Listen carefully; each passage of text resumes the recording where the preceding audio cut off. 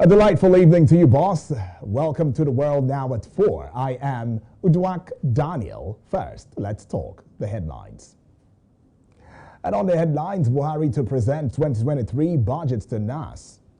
Still on the headlines, gunfire heard in Burkina Faso, sparking mutiny fears. Also on the headlines, Kabul blast kills teenager sit-in practice exam. And on sport, Osimhen to miss Napoli's Ajax clash. And now the news in detail.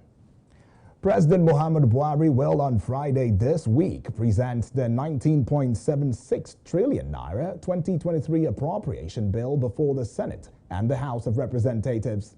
The presentation will take place at the temporary chamber of House of Representatives.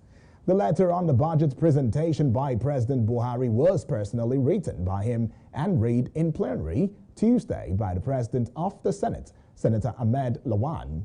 In a related development, President Buhari reiterated his administration's commitment to addressing challenges of underdevelopment and insecurity in the Niger Delta region. The president revealed this in a keynote address delivered on his behalf by the Minister of Environment, Mohammed Abdullahi, at the recently concluded 5th meeting of the National Council on Niger Delta, that is the NCND, held in Uyo, the Akwa Ibom state capital. And now let's have you know, Speaker of the House of Representatives Femi Gbajabiamila says Nigeria needs leaders with the capacity to manage rapid domestic and global changes to achieve prosperity, peace, and security.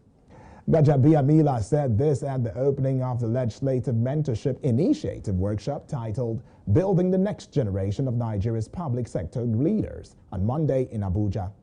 The speaker said the quality of decision-making in politics and governance, which would define the course of the country, was dependent on the capacity of leaders to adapt to the rapid changes. Election outcomes must reflect the will of the people, and citizens must have confidence that they can hold political leaders accountable through the ballot box.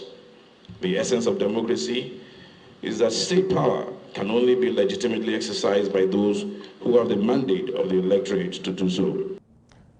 Gbajabiamila said the LMI aimed to identify and train the next generation. Part, the Honorable Minister of Labor and Employment, Chris Ndige, cordially invites you to the recognition and presentation of Certificate of Registration to the Congress of Nigerian University Academics, that is the CBEPU, BEPU, has said available records to villagers in Birnin Gwari shows that the herders lynched by a mob in Kaduna State on Sunday were terrorist mercenaries from the Republic of Sudan.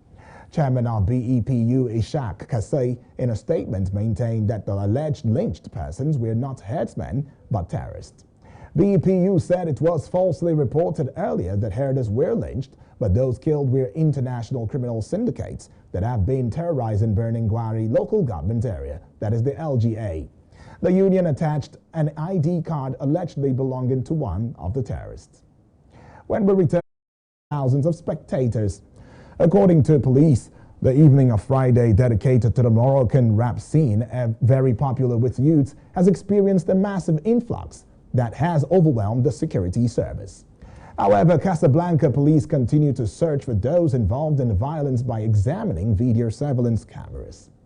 And now let's get on to the other parts of the world after this break. Stay with us.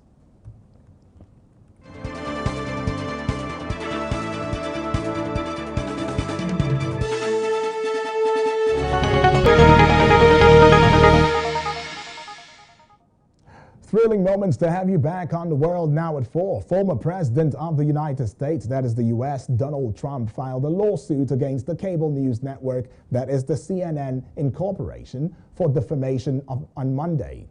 He was also speaking and seeking $475 million in retributive damages, claiming that the media giant had carried out a campaign of libel and slander against him.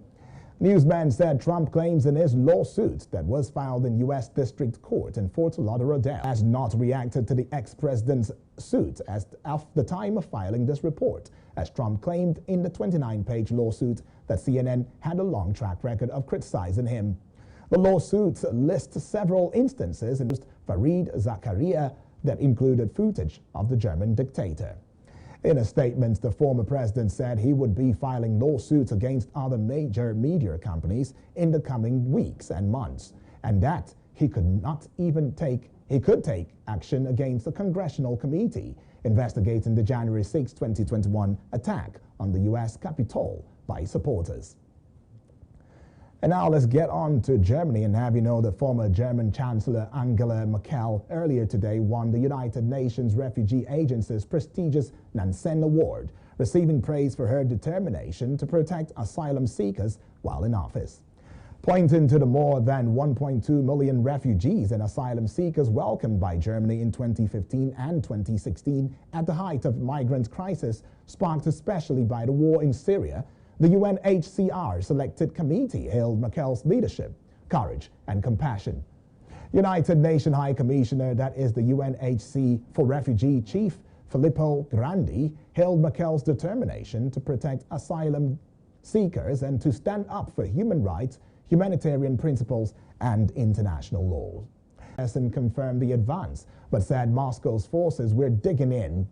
Ukrainian troops also moved towards Russia-held Luhansk in the east.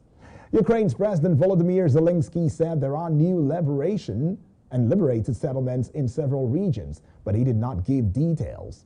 The progress of Ukraine's counterattacks has been closely guarded and reporters have largely been kept away from the front lines. In the south, Vladimir Saldov, the Russian-installed leader in the Kherson region, admitted to Ukrainian forces had broken through near Dochany, a town on the Dnipro River, around 30 kilometers, that is 20 miles south of the previous front line. The river is called Neva by Russians. Russian Defense Ministry spokesman Igor Konashenskov said numerically superior Ukrainian tanks had driven a deep wedge south of Zolota Balka, broken a new rule that will introduce a single charging port for mobile phones. Tablets and cameras by 2024 in the European Union.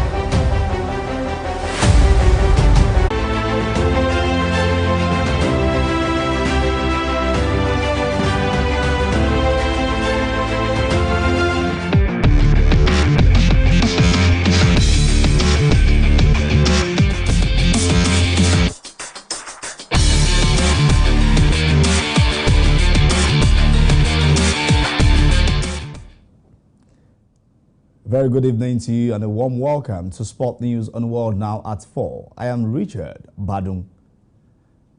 Late Russian game later tonight. The Super Eagles striker was expected to be on the bench for the Parthenopeans, a clash at Amsterdam, but reports from Italy indicate is not fully fit yet for the game.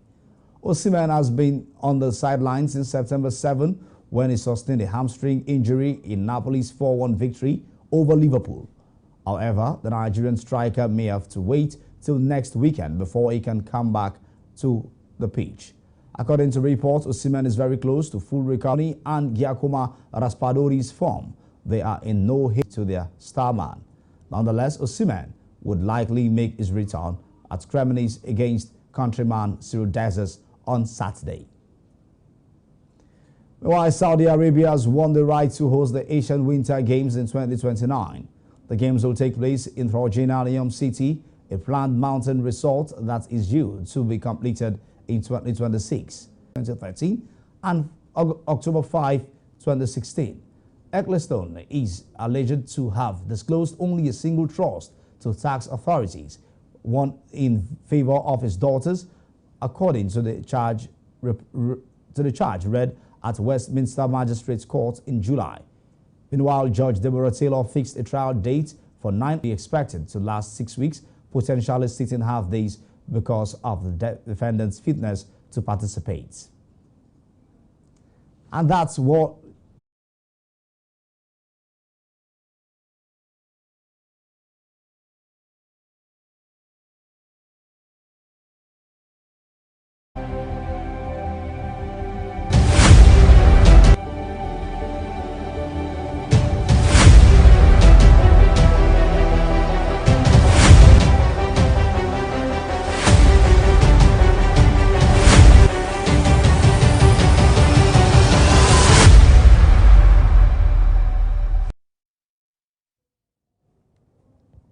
Quite a good one coming from Richard Badung on sports, right? Still talking more stories. North Korea fired a ballistic missile over Japan for the first time in 5 years today, prompting a warning for residents to take cover and a temporary suspension of the train operations in northern Japan.